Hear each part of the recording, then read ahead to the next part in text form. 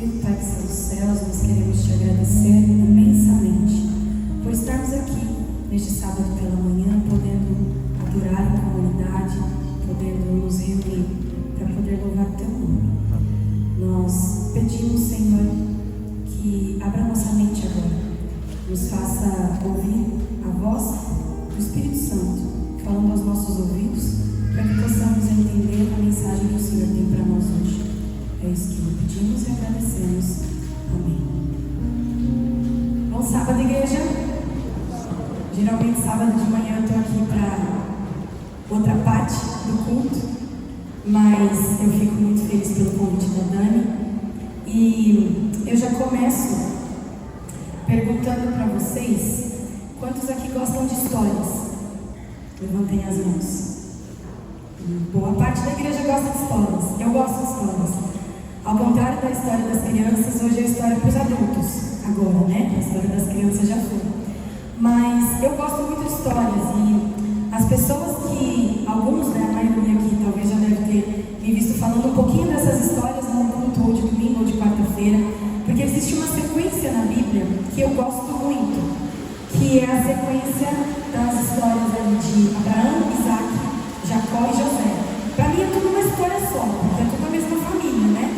Mas eu gosto muito dessa sequência de histórias. E a Bíblia está repleta de histórias, repleta.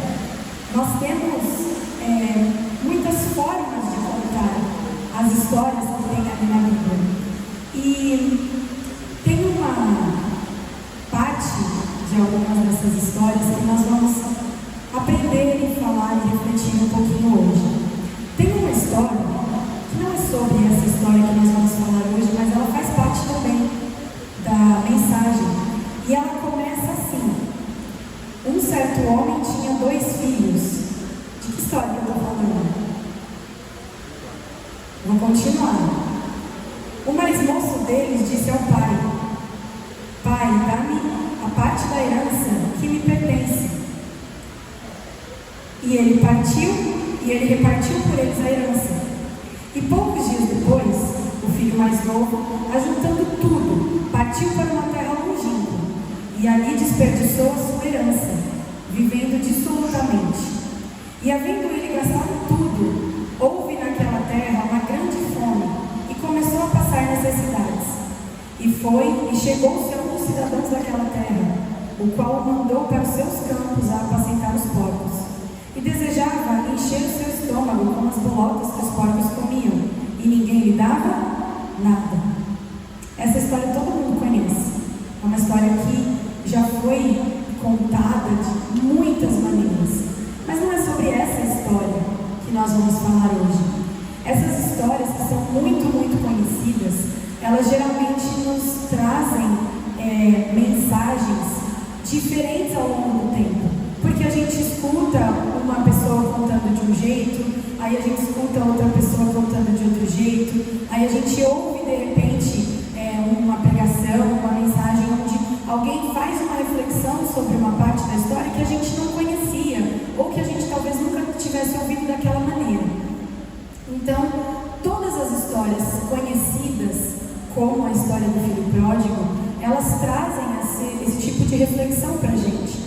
E a história que nós vamos refletir hoje de uma maneira um pouquinho diferente, ela está em Gênesis 25, de 27 a 34. E eu vou convidar todos vocês a abrirem a Bíblia para a gente poder ler juntos essa parte da história que nós vamos refletir hoje. Gênesis 25, de 27 a 34. Na minha Bíblia, diz assim. E tem um subtítulo, acho que nem todas as Bíblias têm, mas na minha tem, o subtítulo é: Esaú vende seu direito de filho mais velho. Os meninos cresceram. Esaú se tornou um caçador habilidoso, que vivia ao ar livre, enquanto Jacó era mais pacato e preferia ficar em casa. Isaac amava Esaú, porque gostava de comer a carne de caça que ele trazia, mas Rebeca amava Jacó. Certo dia, quando Jacó preparava um ensopado, Esaú chegou do deserto exausto e faminto. Estou faminto, disse ele a Jacó. Dê-me um pouco desse ensopado vermelho, Por isso Esaú também ficou conhecido como Edom. Está bem, respondeu Jacó, mas em troca, dê-me seus direitos de filho mais velho. Estou morrendo de fome, disse Esaú. De que me servem meus direitos de filho mais velho? Mas Jacó disse: primeiro jure que seus direitos de filho mais velho agora são meus. Esaú fez um juramento e desse modo vendeu todos os seus direitos de filho mais velho a seu irmão Jacó. Então Jacó deu a Esaú um pedaço de pão e um ensopado de lentilhas. Esaú comeu, levantou-se e foi embora. Assim ele desprezou o seu direito de filho mais velho.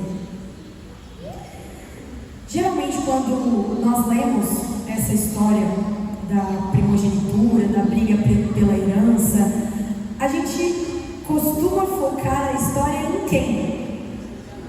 Em Jacó. É inevitável que nessa sequência a gente siga ali ouvindo sobre o que foi que aconteceu com Jacó, como foi que ele enganou o seu irmão ali, né, tentando comprar a primogenitura, e depois como foi que ele enganou o seu pai. E o foco e a reflexão é sempre sobre Jacó. Mas hoje a gente vai fazer diferente. Hoje a gente vai falar sobre Esaú. A gente vai ver a história da perspectiva de Esaú. E a gente tem algumas características sobre Esaú na Bíblia. Não são muitas, mas tem.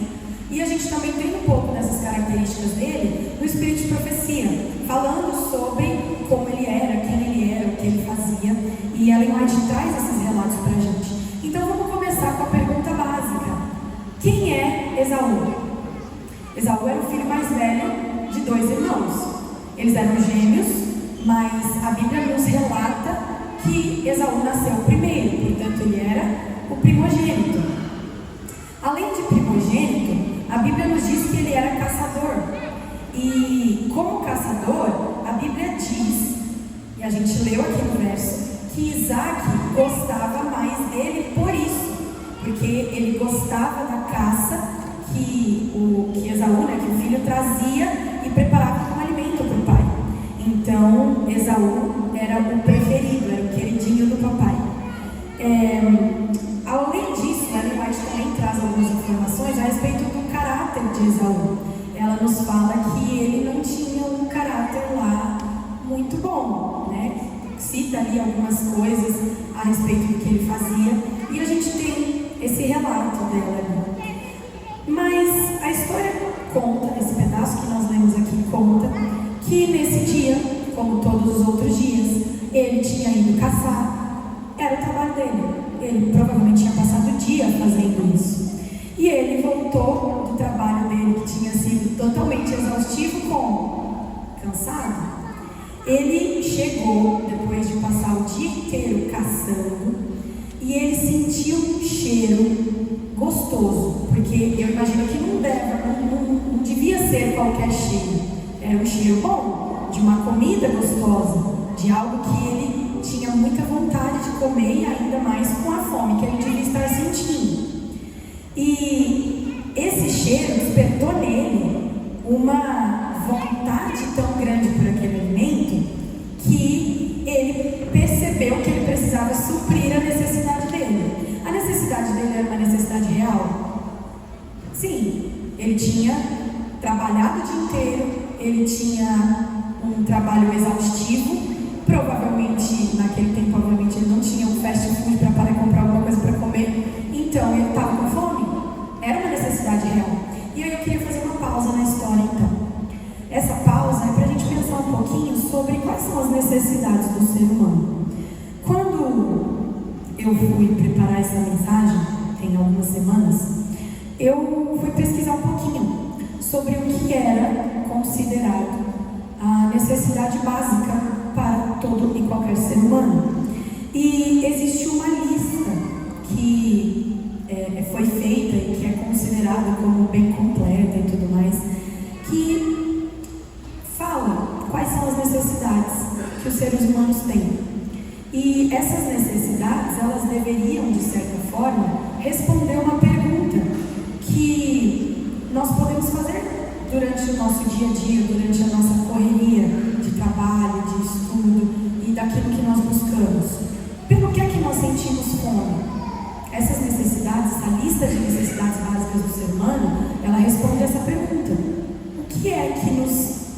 faz ficar famintos?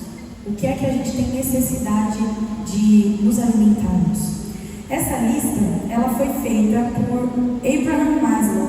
Ele é um psicólogo americano e ele conseguiu separar de forma muito abrangente as necessidades básicas dos seres humanos em 5 categorias. E ele começa, na verdade, eu fiz como lista, tá? Mas ele é uma pirâmide. Então a base da pirâmide, que no caso é o topo da minha lista, que é o mais importante, vai vindo, né, do mais importante até aquilo que consegue ficar por último na lista dele, mas que ainda é uma necessidade básica. A primeira de todas é a fisiológica. Então ele coloca como ar, água, comida, exercício, repouso e saúde no geral.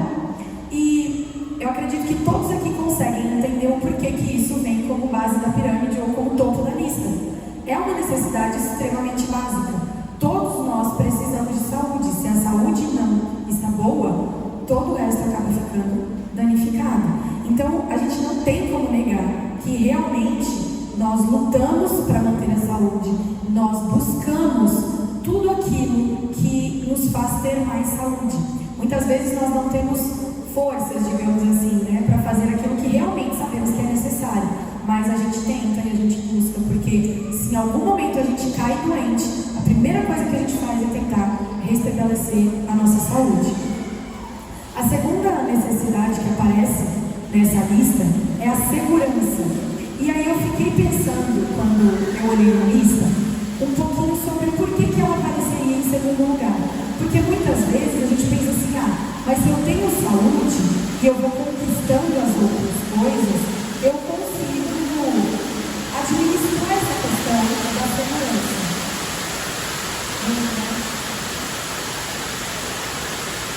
A segurança, ela talvez não seja algo tão voltado até o momento em que a gente passa a se sentir inseguro.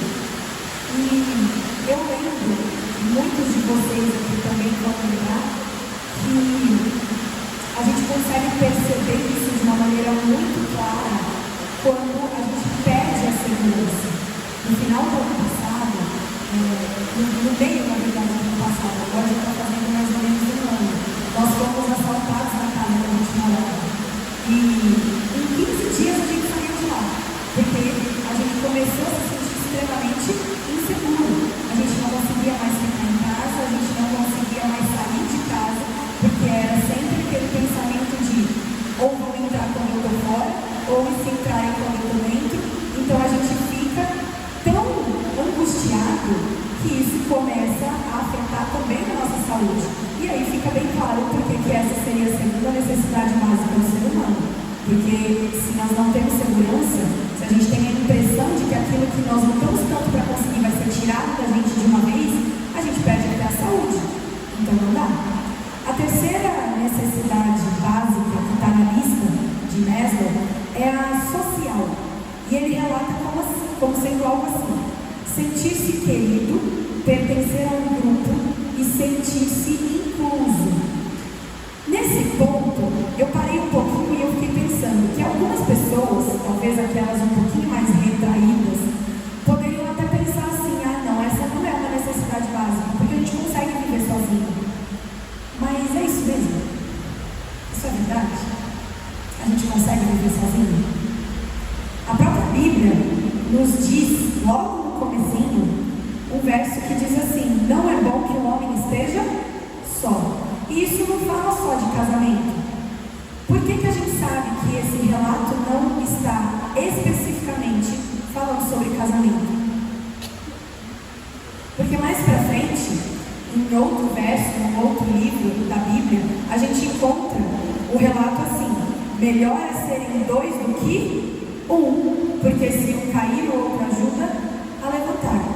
Então, estar com pessoas, viver em comunidade, encontrar pessoas que sejam da nossa confiança e com quem nós podemos contar, é sim uma necessidade básica. A quarta necessidade que aparece nessa lista e que nós temos também como necessidade básica é a estima. Em certo grau, todos nós queremos ou desejamos muito ter algum tipo de poder, ou reconhecimento, ou prestígio. E essa, apesar de ser uma necessidade real, ela é uma necessidade um pouquinho perigosa, porque nós sabemos que ela pode ser transformada para algo que não é bom, mas ainda assim ela é uma necessidade real, ela é uma necessidade verdadeira. E a quinta e última necessidade básica, que faz parte dessa lista, seria a autorrealização. A autorrealização, ela é aquilo que nos motiva a nos desenvolver, a crescer, a ser criativos, a ter autonomia, a ter conhecimento. Essa necessidade, ela é uma necessidade um pouco engraçada, porque ela é meio controversa. Nós desejamos a autorrealização, nós desejamos tudo aquilo que nós precisamos aprender, que nós precisamos crescer, nós desejamos ter o conhecimento, mas isso é algo que nós precisamos buscar. A gente não consegue ter.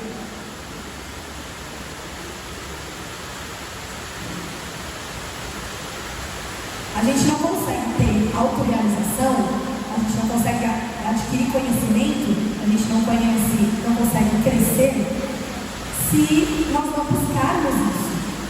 Só que também, ao mesmo tempo que nós precisamos buscar, muitas pessoas, e às vezes nós podemos nos incluir nessa situação, elas acabam não querendo a busca, querendo só o resultado, porque buscar não é fácil, buscar é difícil, mas ainda assim nós sabemos que essa é uma necessidade básica do ser humano. Conhecendo então os 5 aspectos da necessidade do ser humano, eu vou repetir aquela pergunta que eu fiz no início dessa lista. Pelo que é que você tem sentido fome? Pelo que é que você tem percebido que você tem necessidade? Esaú, ele chegou no ponto de família. Ele estava querendo muito se alimentar. E ele precisava de um alimento que fosse nutritivo. E ele também precisava de um alimento que fosse saboroso.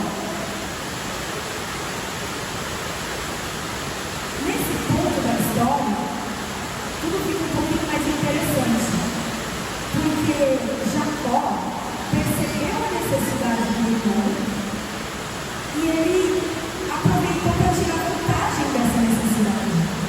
Ele propôs a Esaú uma barganha. Ele pediu nada menos do que uma troca. O foco aqui hoje, como eu falei no início, não é Jacó, é Esaú. Mas a gente vai gastar aqui uns minutinhos para falar um pouquinho sobre essa atitude que Jacó teve. Ele pediu que Esaú lhe vendesse direito de primogenitura em troca de um prato contendo um ensopado de lentilha.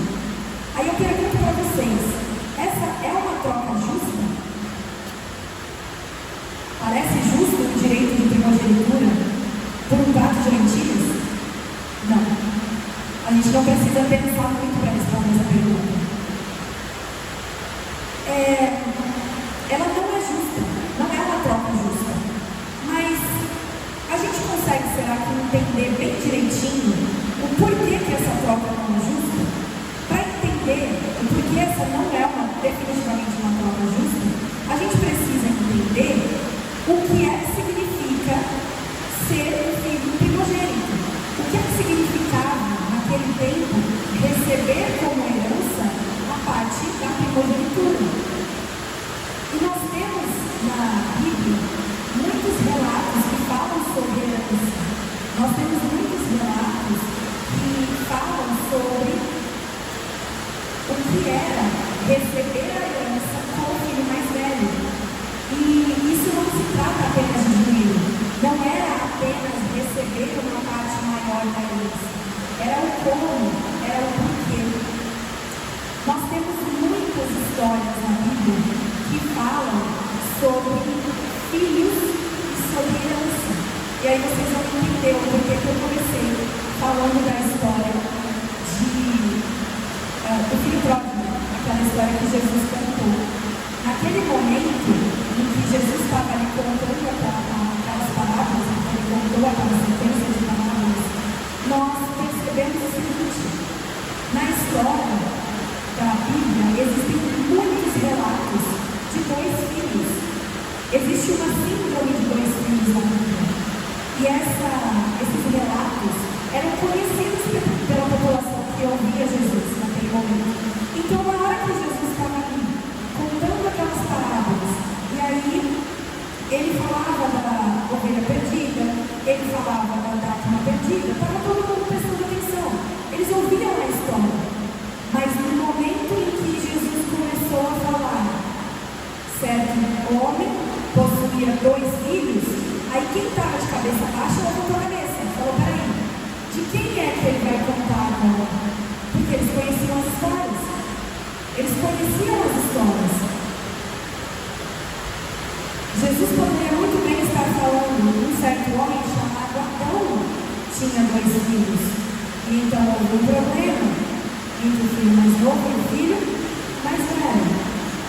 Ou então a história poderia ser um certo homem chamado Abraão, que tinha 2 filhos. E eles tinham um problema e aconteceu uma briga entre Ismael e Isaac. Ou então ele poderia dizer: um certo homem chamado Isaac possuía 2 filhos. E existia uma briga. E eles brigavam justamente pela primogenitura, pela herança, que é o foco da nossa história de hoje. Mas a Bíblia não para por aí. Existia um certo homem chamado Jacó.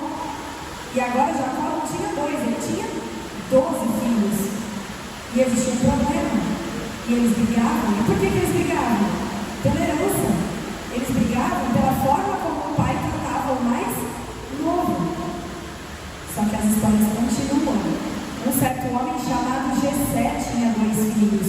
Não 2, né? Também como Jacó, um monte. Mas eles o quê? Brigavam.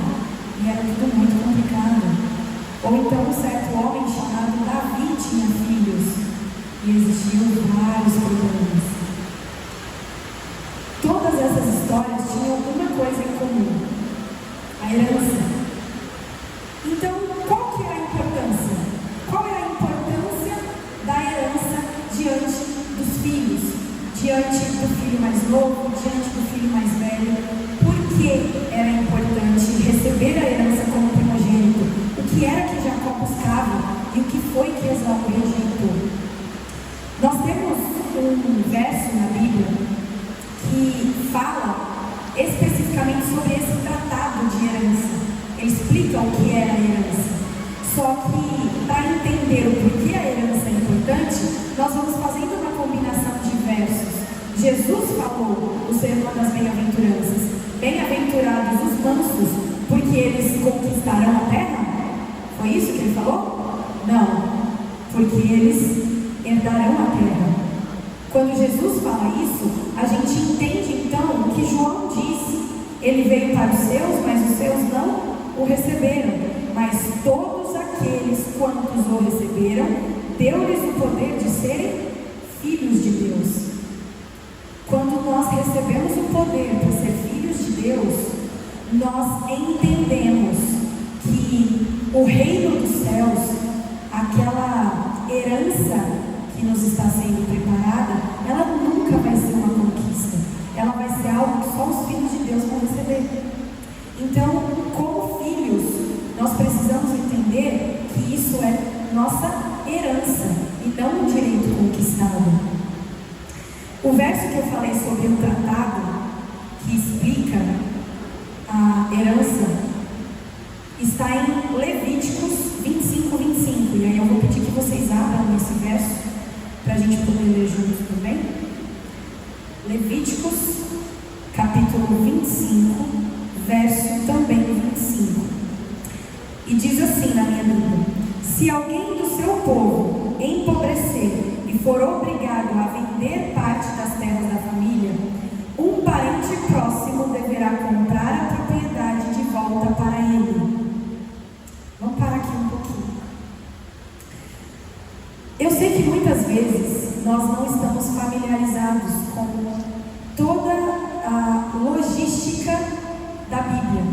dos povos ali, das leis que eles tinham.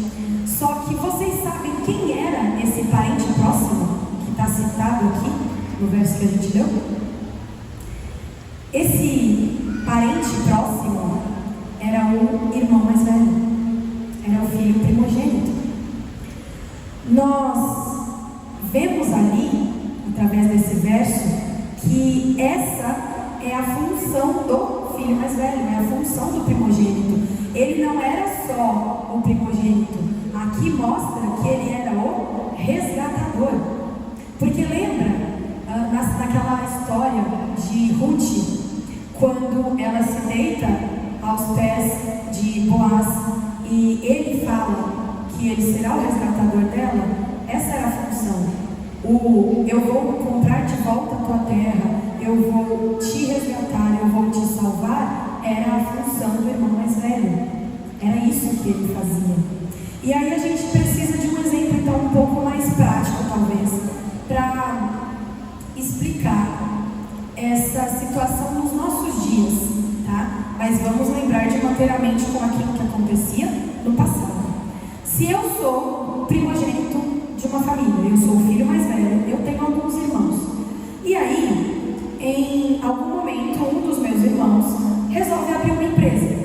E ele vai lá e investe um bom dinheiro e acaba tentando fazer várias coisas com a empresa, mas dá errado. E ele vai à falência e ele fica todo endividado. Vem uma pergunta. Na época da Bíblia, o que é que acontecia com uma pessoa quando ela ficava devendo dinheiro? Ela se tornava escrava. No momento em que o filho que se tornou escravo, ficou endividado, ele virava escravo da pessoa para quem ele devia, era a função do filho mais velho resgatar o filho que se endividou. Como é que ele devia fazer isso? A minha pergunta. Se ele era o filho mais velho e ele precisava pagar uma dívida, ele precisava comprar de volta uma terra, ele precisava resgatar os irmãos de alguma forma, ou o irmão, dependendo de quantos ele tivesse, ele precisava ter o que para fazer isso? Dinheiro, ele precisava de recursos. Então a gente entende o porquê que o filho mais velho recebia uma parte maior da herança. Não era porque ele era bonito, não era porque ele era preferido, não era porque ele era mais inteligente, era porque ele tinha uma função. De uma forma bem prática, se um pai tinha 2 filhos, em quantas partes que ele repartiria a herança? Em 3. Porque era uma parte para o filho mais novo e 2 partes para o filho mais velho. Ele sempre recebia o dobro. Se um pai tinha 4 filhos, ele repartiria a herança em quantas partes? 5. Porque os outros 3 mais novos receberiam cada um uma parte e o filho mais velho receberia o dobro. Então era por isso que ele recebia o dobro. Porque ele precisava agora ser o provedor da família. Ele precisava ser o mantenedor da família. Ele precisava de recursos. Se alguém chegasse e eu como filho mais velho, eu como primogênito, alguém sequestrasse o meu irmão, eu tinha que entrar na briga. Eu tinha que juntar todo mundo que eu pudesse. Eu tinha que reunir recursos e ir lá resgatar o meu irmão. Essa era a minha função, não era dos outros. Então era para isso que o filho mais velho recebia a herança. Naquela história que eu citei no começo, naquela história que a gente já conhece tanto do filho pródigo, fica só uma perguntinha para a gente refletir, porque não é o foco de hoje. Por que é que o filho mais novo teve que voltar sozinho para casa? Porque o filho mais velho estava ocupado demais, sem saber o que fazer com a herança que ele tinha recebido. Era a função dele ir lá resgatar o irmão, e ele não foi. Mas vamos voltar para o foco da nossa história agora. A função de resgatar, de vingar, de proteger e de libertar é sempre do primogênito. E ele consegue fazer isso com os recursos que ele recebe como filho mais velho. E aí fica um pouco mais claro agora do que é que Esaú estava abrindo mão. No momento em que ele chegou de um dia exaustivo de trabalho, cheio de fome, querendo descansar, ele sente aquele cheiro gostoso de comida, de um prato que depois a gente vai entender que é o preferido dele. E E aí ele ouve de Jacó uma proposta, falando para ele assim: me vende o teu direito de primogenitura e eu vou te dar essa comida. Sabe o que foi que Esaú pensou? Ele deve ter olhado para a cara de Jacó e ele deve ter pensado assim: se você entrar numa enrascada, sou eu que tenho que ir lá para salvar você? Não quero não. Me dá aqui esse prato de mentira, porque eu prefiro comer do que entrar numa briga por tua causa. Esaú, ele não rejeitou o valor do dinheiro que ele iria receber. Ele não rejeitou porque era maior. Quem rejeitaria isso? Esaú rejeitou a herança que vinha carregada de uma responsabilidade que ele não queria ter. Esaú, ele rejeitou a função de patriarca.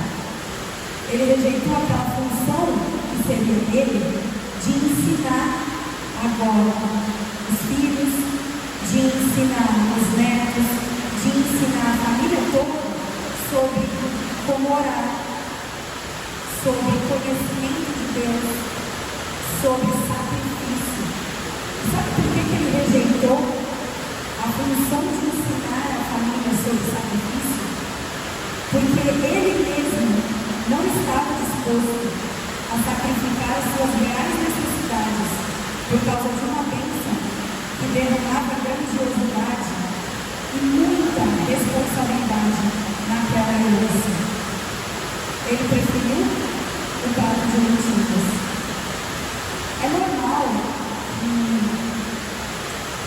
nós passemos a vida inteira nos identificando com Jacó nessa história, porque é fácil.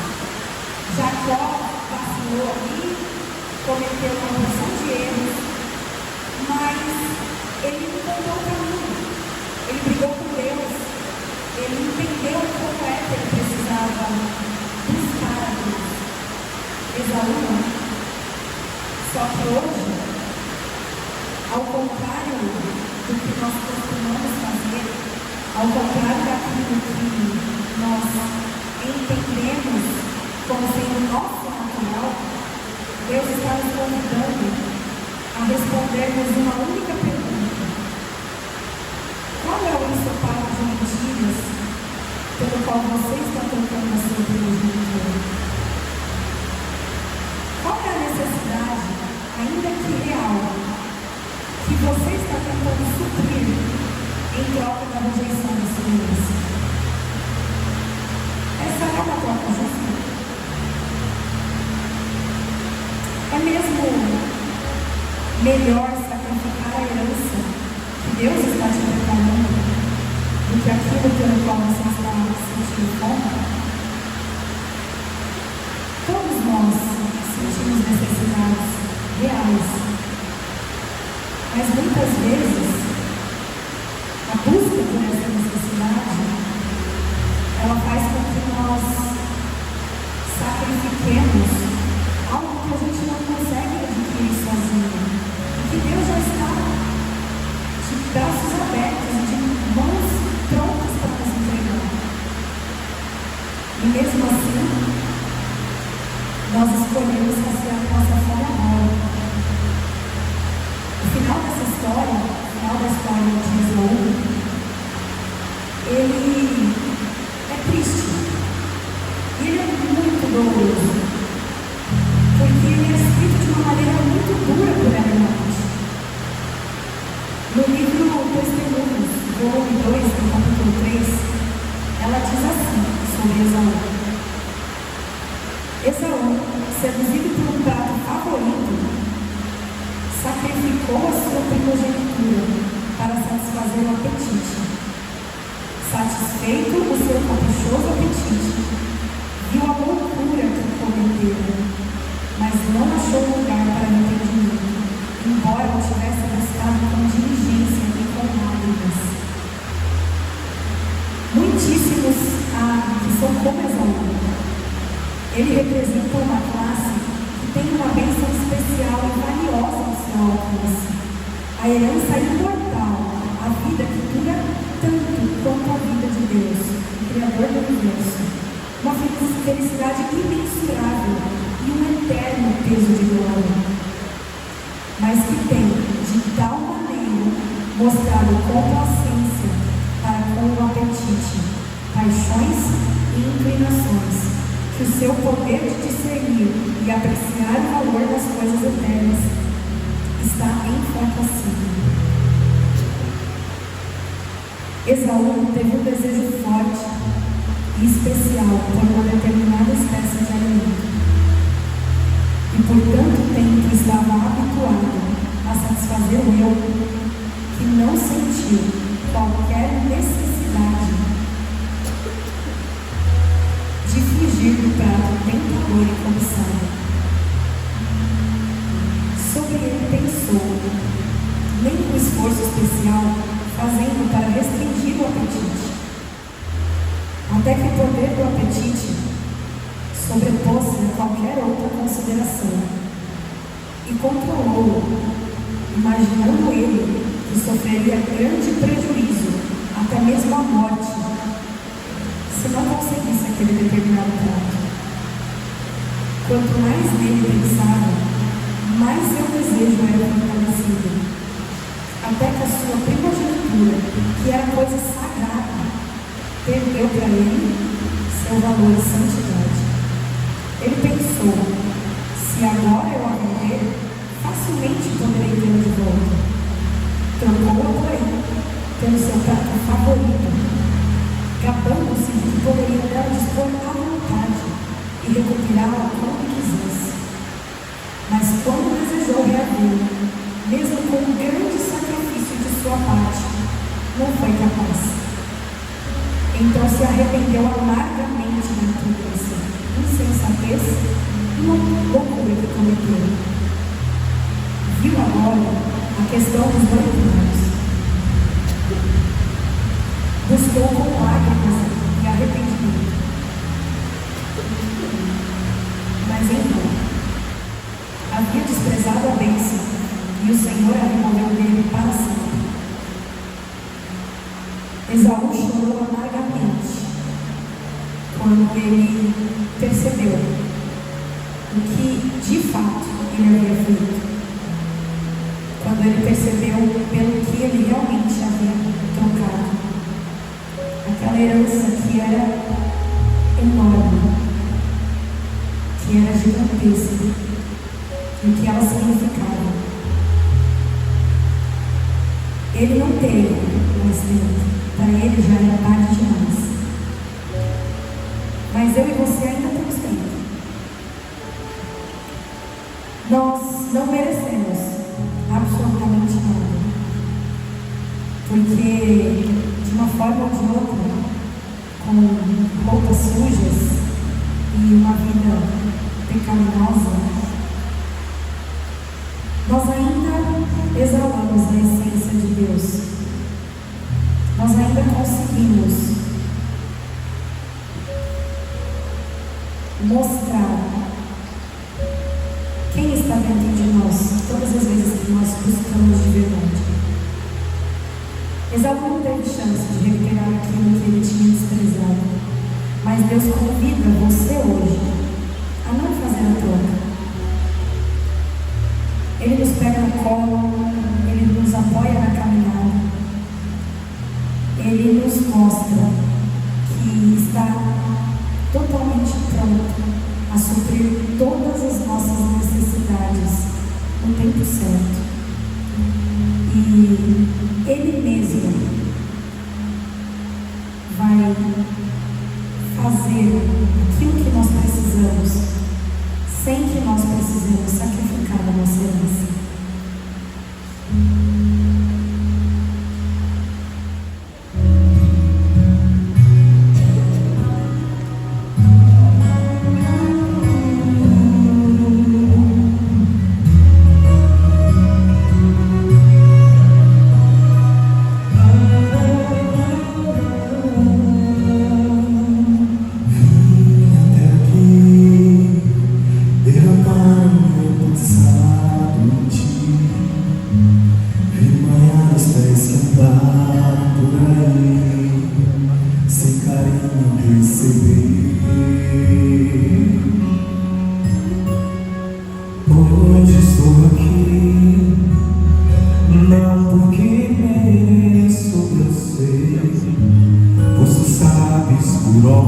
onde andei, conheces bem meu fim.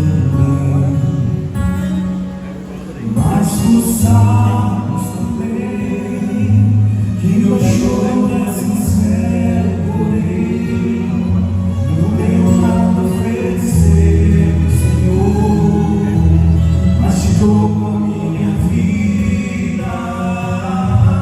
É tudo que tenho, recebe o meu prata, refaz a morada, habita em mim, e pega em teu colo, me acalme em teu peito. Sou teu eleito, e a minha essência é exalar teu cheiro.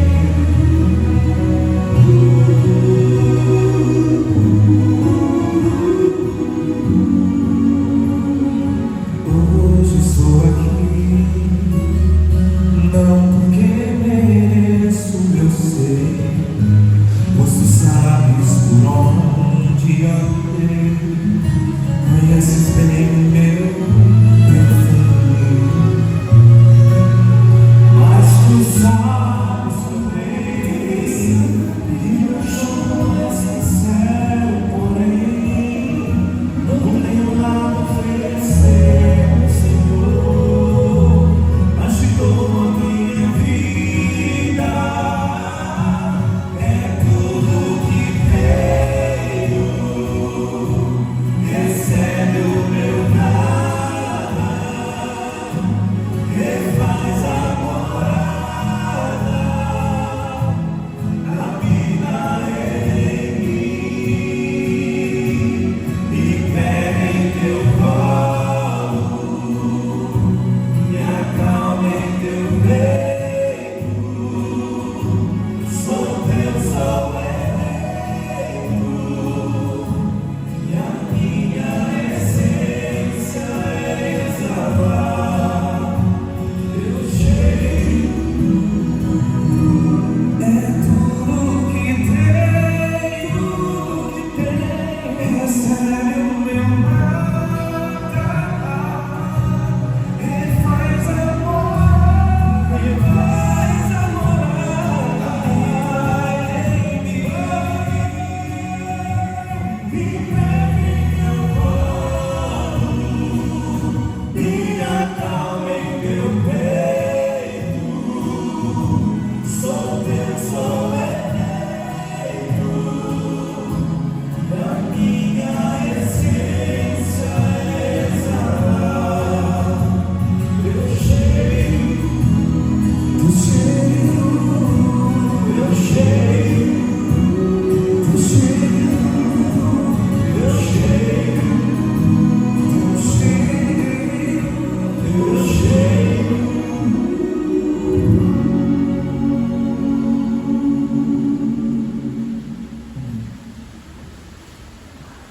Muitas vezes nós olhamos para a nossa vida, nós sentimos as necessidades que temos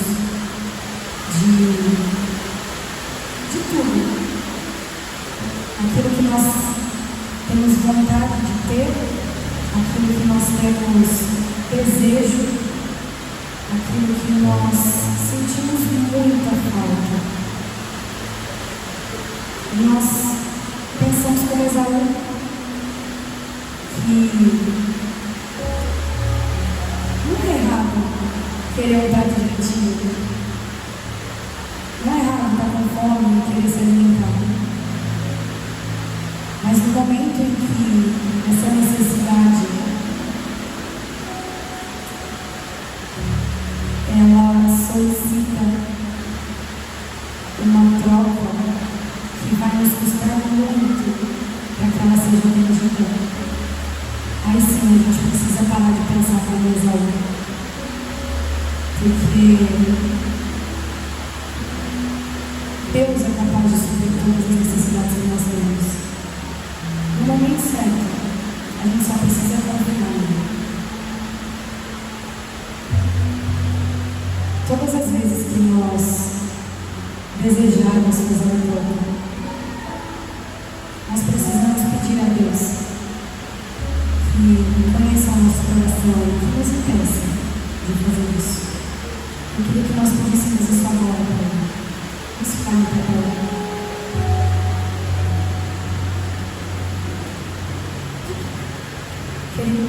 dos céus, nós estamos aqui diante de Ti, derramando o nosso coração,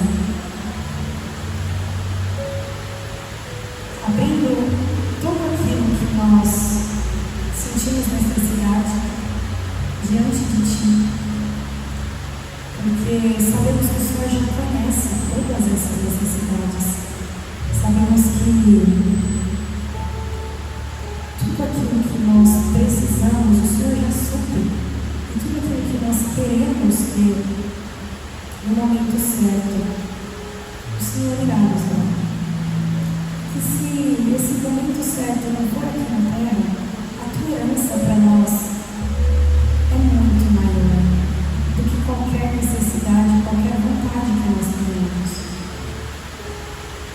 Qualquer troca que nós desejamos fazer nunca será justa. Se for preciso perder a herança do Senhor nos prepara. Então, por favor, o que nós pedimos hoje, e o que nós vamos pedir todos os dias, é que o Senhor nos impeça de fazer a troca. Esteja dentro do nosso coração, esteja dentro da nossa mente, para que nós possamos entender que estar contigo é melhor do que qualquer necessidade que nós possamos tentar suprir sozinhos. Porque o Senhor nos